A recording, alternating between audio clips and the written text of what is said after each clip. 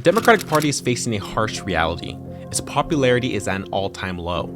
According to a new Quinnipiac poll, only 31% of voters view the party favorably, while 57% hold an unfavorable opinion, the highest level of disapproval since 2008. Meanwhile, Donald Trump won a decisive victory over Kamala Harris in the election, with favorable approval ratings going into the inauguration as well. Voters have made it clear, Democrats have lost touch with their priorities. But what exactly are they losing? Who else to ask than New Yorkers? Which is why I went to Washington Square Park to ask people, why are Democrats losing? I think the Democrats are losing because I think we have gone a little far from the plot. But I think we have gone very, very progressive, especially with this last election with Kamala. Of course, I voted for Kamala. I believe that she would bring change to us. But I think there was a huge emphasis on Gen Z and a huge emphasis on abortion and on gender roles and sexuality. Like, I love that she was targeting the Gen Z, the younger voters, because we are an important part of this election. And the young men that voted for Trump, they were a huge part of the election as well. So of course, our point, like having your campaign towards us is definitely important. But you forgot the majority of the country is middle-aged white people. Yeah. That's not really their main concern right now about tampons being in the men's bathroom. A nationwide survey found that Americans across all demographics, men, women, Black, white, Latino, and Asian voters agreed on one key issue. Cost of living and inflation was their top concern. Yet when asked what they thought Democrats prioritized, the overwhelming answer was abortion and LGBT rights. Who'd you vote for today? I voted for Kamala Harris. Why is that? I have 3 daughters, 4 children overall, and women's rights is pretty important to them and my daughters. Sorry, I'm getting a little emotional about that. I didn't think that I was going to do that, but just their bodies, their choice type of a mentality. I think, first of all, the Democratic Party as a whole has kind of alienated a lot of people over these past couple of years for multiple reasons. First of all, alienating people based on accepting like the hardcore leftists into their party and letting them kind of sway their party, not really having any distance from them. Like, if a hardcore right-wing person is saying some wild stuff, like, everyone's so quick to denounce them. But I feel like the more Democrat people have kind of just let the hardcore left-wing people kind of do whatever they want and have these wild protests and do all these things that are very kind of controversial, that push away a lot of average people, and kind of talk about topics, whether it's like, I don't know, like trans kids or a lot of things that are actually very unpopular for the average Democrat, but they are allowed to kind of represent the party in a way that pushes a lot of people away. And I think on top of that, they've kind of alienated just a lot of like average people, like, I don't know, with all this like oppressor versus oppressed categorization and, classifying certain people as like the privileged class and oppressors and stuff like that. And it's kind of just a lot of people like me come of age to vote, and it's like, you've kind of pushed me away all my life, and all of a sudden you want me to vote for you, and like, it's just kind of like a lot of people feel alienated from the party. Even Democratic voters overestimated how much their own party focused on social issues, misjudging their own priorities. Meanwhile, voters across the board accurately recognized that Republicans focused on the economy, inflation, and immigration. Many Americans, particularly independents and moderates, say they feel abandoned by Democrats, who they believe are too focused on cultural debates instead of economic issues. She shouldn't have campaigned as much for LGBTQ, and that's how she lost the voters. A recent survey found that 49% of Americans believe society has gone too far in accommodating transgender issues. Meanwhile, 71% oppose puberty blockers and hormone treatments for minors, including 54% of Democrats. The data reveals that Democrats overplayed their hand on progressive policies, alienating a broad spectrum of voters. I think the modern Democratic Party is an existential threat to the Republic. And although I am a Democrat, I've been a Democrat my whole life, the party that I see in front of me today is literally the inverse of the party I signed up for. This is now the party of war. This is the party of racism. This is the party of censorship. I don't recognize this party. The man was impeached twice. He was convicted on 34 felony counts. And the American people still said, he's closer to normal than what we see. Exactly. Left. That's what they're saying. He's closer to normal. Why? Because Something that pertains, when you talk about the transgender community, for example, and you're talking about the issues that pertain to less than 1% of the population, the Democratic Party came across as if that was a priority more so than the other issues. Kamala Harris's defeat wasn't just about Trump gaining support. It was also about Democratic voter turnout collapsing. 4.2 million fewer Americans voted in 2024 than in 2020. Harris received nearly 7 million fewer votes than Biden did in 2020 as well. Comparatively, Trump gained 2.8 million more votes than he received in 2020. Harris also lost ground in 45 states, including swing states where Biden had won in 2020. In contrast, Trump made historic gains among Black and Latino voters, particularly Black men, 24%, and Latino men, 47%. Numbers that were unthinkable for a Republican candidate just a few years ago. And sometimes there's a trend line that I never noticed before and make me go, whoa. This is one of them, all right? This is the Democratic margin among black men under the age of 45 in presidential elections. You go back to November of 2012, what do you see? You see Obama by 81. Clinton only won him by 63. Then we're all the way down to Biden last time around by 53. A tremendous drop already. And then you take a look at the average of the most recent polls, and Kamala Harris is up by only 41 points. That is about half the margin that Obama won them by back in November of 2012. Kamala Harris is not a godsend, all right? You people didn't even like her 6 months ago. Now all of a sudden, she's black female Jesus, the way Obama was black Jesus. And let me tell you something. He had a lot more going for him than Kamala Harris does. And not just as firsts go, but his type of campaigning, his type of persuasion, his charisma. What's one thing when you look at the other side, like conservatives, whether it's conservatives, MAGA, or Republicans, whatever niche you want to look at, what's one thing you look at the other side and you say, well, I actually like or agree that one thing? Immigration? Yes. So you actually agree to some extent on the immigration? Don't get me wrong. My mom is an immigrant. She did it legally. She did it legally. She worked here, and here I am. I go to school in New York. I believe that people deserve, if they are in a country that's so war-stricken and so they have to leave. I understand they have to leave to go somewhere. This is the land of the free, home of the brave. I'm gonna live here. Yeah. Of course, they would want to come here, but I don't believe that people should just be able to walk right in, plant themselves, and Yeah. I know, especially in New York. I think I don't know where it's happening specifically, especially in New York. It's crazy. And I don't want to fully blame all these issues on just one group of people because I never believe in that. But it's just, there should be some regulation. You have to do it legally. Yeah. I don't believe that everyone should just be coming in. Yeah.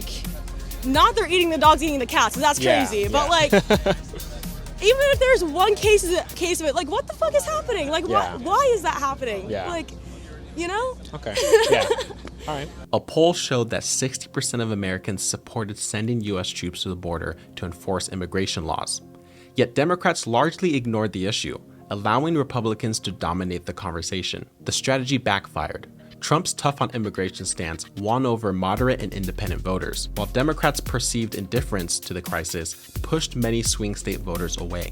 There are people who can't afford food, and those people, that's not going to win them over. That's not the thing that is really at the top of the mind when it comes to filling out that ticket. And I think that's why they might be losing. And I don't think that it's necessarily solely because of some evil, intentional, plot or cabal of people who are just working for banks or anything like that, which I'm sure it does exist in both parties to some degree. But mostly people in good faith trying to fight back of something, and it went a little too far, and that fight within itself became the ideology, and it lost sight of the actual interest of the people of the working class and the people that they were supposed to be, And look, there's people who are always going to vote Democrat, and there's people who are always going to vote Republican. But if you just try to play to your base and you don't focus on the actual problems people have, you'll never give yourself the opportunity to secure the independent thinkers of either party. And there's people who voted for Trump, who voted for Obama, and there's people who voted for, Democrats in every single state office that they could. A lot of people who voted for Bernie And AOC voted for Trump. Yes. Trump himself is a Bernie fan, so I hear. And yeah, I think that's what it is. Even progressives like Bernie Sanders admitted that the party lost its way.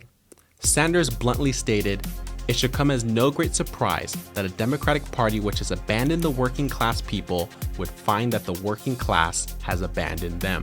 The Teamsters Union, which represents 1.3 million members, refused to endorse Kamala Harris or Donald Trump, citing a lack of support for working class issues. During the campaign, Harris walked out of a meeting with Teamsters President Sean O'Brien, arrogantly telling him, "I don't need your support. I'll win with you or without you." Same format, same questions. Rank and file members are asking her questions just like they asked every other candidate. And they were trying to negotiate with us. She only wants to answer 3 questions. We're like, there's 16 questions here. So she answers 3 of them. And on the 4th question, one of her operatives or one of her staff slips a note in front of me. "This will be the last question." And it was 20 minutes earlier than the time that it was going to end. Come on. 100%. And so, you're there trying to get our support. And her declaration on the way out was, "I'm going to win with you or without you." She thought that or said it out loud? She said it out loud. That's insane. So that's crazy behavior, actually, if you think about it. It was insane behavior, which at that point in time, I knew she was going to lose. She lost. This moment captured a bigger problem. Democrats alienated blue-collar voters, a group that had long been part of their base. Trump capitalized on that, flipping critical states and securing the Republican Party's first popular vote in 20 years. The Democratic primary process was also a disaster from the start. And I believe with her campaign, I was a little upset about it because Joe Biden, I feel like he should have just dropped out from the beginning and just say, "Kamala, I believe in you. I'm giving you your endorsement now so you can start planning your campaign right now, not 2 months before the election." Yeah. So I understand why her campaign was ran the way it was, because that was the first thing she should have thought of, like, I'm going to get the Gen Z voters. Yeah. And she did. She most definitely did. But in all that time, in 2 months, that was amazing, and that was so amazing for her. But again, it's just So she lost it. Biden pulling out was way too late in the game. Way too late, Do you and that was so do you think unfair at to that her. point he should have just stayed in it? Oh, that's a good question. Honestly, no, because he would have lost. Even Nancy Pelosi admitted that had Biden dropped out sooner, a more competitive primary could have happened. Instead, Harris was handed the nomination without real competition, leading to disillusionment within her own party. Meanwhile, many voters say they became red-pilled after watching media bias and Democratic misinformation unfold during the election. Tech billionaire Mark Pincus said he voted for Trump after realizing the media misrepresented Trump's very fine people comments. In May of last year of 24, I read some article that talked about Trump's speech in Charlottesville, and this has been well covered, but where he said there was good people on both sides, and the article said it was completely, propaganda and not accurately reflecting what he said, that he denounced the Nazis a bunch of times in his speech. And so then I went and watched that video, and that was my red pill moment. I think it was for a lot of people. Elon Musk and Joe Rogan blasted Democrats for pushing hoaxes while calling themselves the party of truth. Deliberate, concerted, repeated pushing of hoaxes. You're like, wait a second, come on, man, this is too far. And you're supposed to be the good guys. You're supposed to, and you claim to be the good guys? I'm like, exactly. You're supposed to be the progressives. Yes, the Dems are like, oh, we're the good guys, we're the honest people. No, hang on. You can't claim to be the good guys. You can't claim to be the honest people. If you're deliberately pushing hoaxes that have been debunked thoroughly. Yeah. Well, we're like even Snopes, which is a liberal thing, says it's bogus. Yeah. Like the fine people hoax. Obama just said that on stage. Obama just said that. I was like, what the flying? He doesn't give a f. That there were very fine people on both sides of a white supremacist rally. Very fine people on both sides.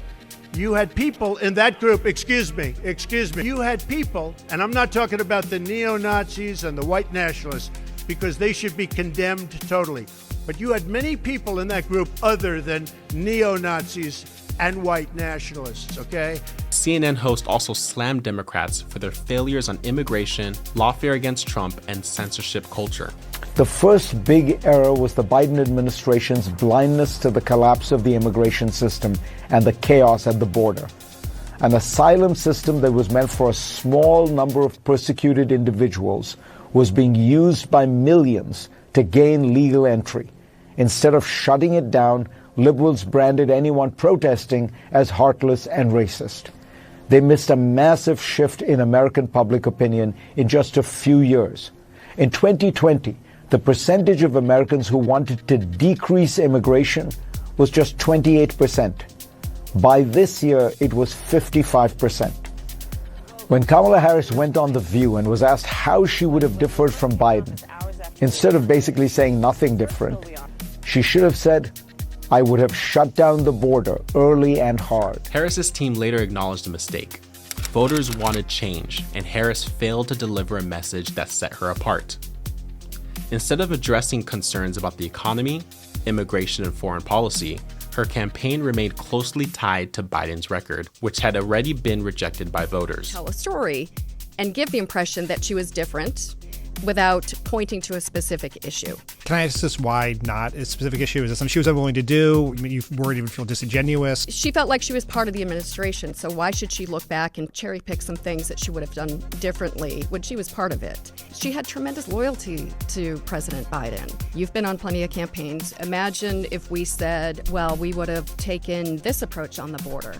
Imagine the round of stories coming out after that of people saying, well, she never said that in a meeting, or what meeting when she said this, or I remember when she did that. And it wasn't going to give us what we needed because it wouldn't be a clean break. It would be, days upon days in a limited time window that we had of dealing of who, what, when, where.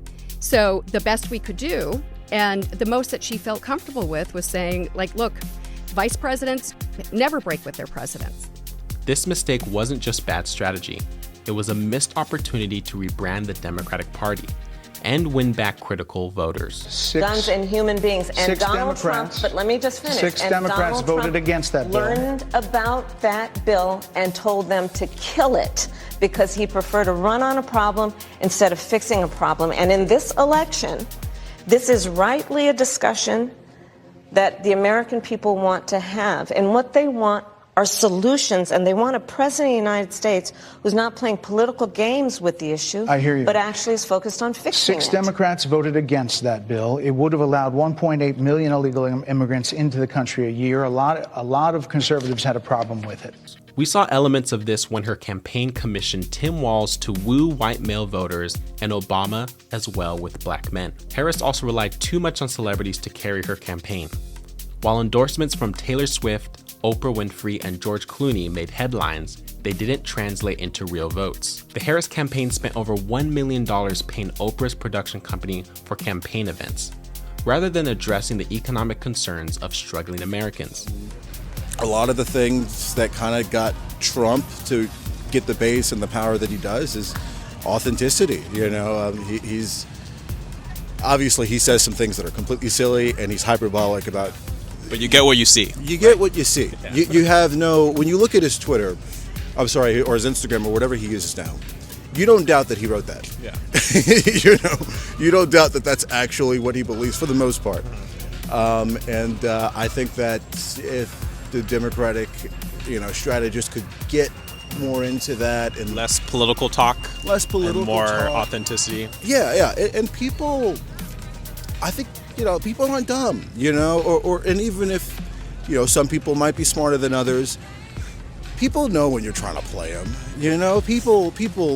Some people don't. Some people don't have the time to read the news 24/7 and digest every opinion piece, and they just have a few conversations at the bar, and that's what they walk around with. But there's a lot of people who do look into things, who come from different backgrounds, who might not have the ingrained beliefs of their locality or their ethnic group or whatever their background is.